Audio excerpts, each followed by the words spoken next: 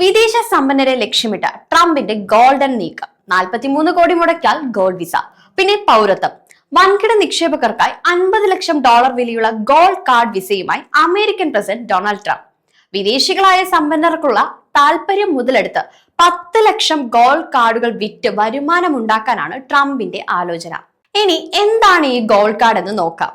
കുടിയേറ്റക്കാർക്ക് American പൗരത്വം നൽകുവാനുള്ള ക്രമങ്ങളിലെ ഒരു മാറ്റം അല്ലെങ്കിൽ ഒരു കൂട്ടിച്ചേർക്കലാണ് ഈ ഒരു ഗോൾഡൻ കാർഡ് വിസ കൊണ്ട് ഉദ്ദേശിക്കുന്നത്.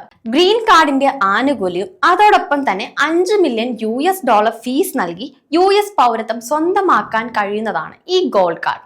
പരമ്പരാഗത EB-5 നിക്ഷേപ വിസയിൽ 8 ലക്ഷം മുതൽ $1.05 മില്യൺ നിക്ഷേപമുള്ള ഒരു ബിസിനസ് കുറഞ്ഞത് 10 US തൊഴിൽ അവസരങ്ങൾ സൃഷ്ടിക്കുമ്പോൾ ഗോൾഡ് കാർഡ് ഇത്തരം തൊഴിൽ അവസരങ്ങൾ സൃഷ്ടിക്കപ്പെടുന്നില്ല.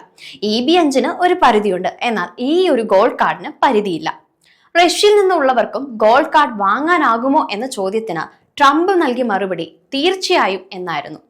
UK ഉൾപ്പെടെ രാജ്യങ്ങളിലും ഇൻവെസ്റ്റർ വിസയുണ്ട്. 50 ലക്ഷം പൗണ്ട് മുതൽ £1 കോടി വരെ നിക്ഷേപം നടത്തുന്നവർക്കാണിത്. $5 മില്യൺ നിക്ഷേപിക്കാൻ തയ്യാറുള്ള സമ്പന്നരായ വിദേശ നിക്ഷേപകരെ ആകർഷിക്കാനായി കൊണ്ടുവന്ന ഗോൾഡ് കാർഡ് പൗരത്വ പദ്ധതിക്ക് കീഴിൽ അമേരിക്കൻ കമ്പനികൾക്ക് US സർവകലാശാലകളിൽ നിന്ന് ഇന്ത്യൻ ബിരുദധാരികളെ നിയമിക്കാമെന്നും ട്രംപ്. നിലവിലെ കുടിയേറ്റ സമ്പ്രദായം ഇന്ത്യ പോലുള്ള രാജ്യങ്ങളിൽ നിന്നുള്ള മികച്ച പ്രതിഭകൾക്ക് US താമസിച്ച് ജോലി ചെയ്യുന്നത് ബുദ്ധിമുട്ടാകുന്നുവെന്നും കഴിവുള്ള വിദ്യാർത്ഥികളെ റിക്രൂട്ട് ചെയ്യുവാൻ സഹായിക്കുന്നതിന് US കമ്പനികൾക്ക് ഗോൾഡ് കാർഡ് വാങ്ങാൻ കഴിയുമെന്നാണ് വിലയിരുത്തൽ.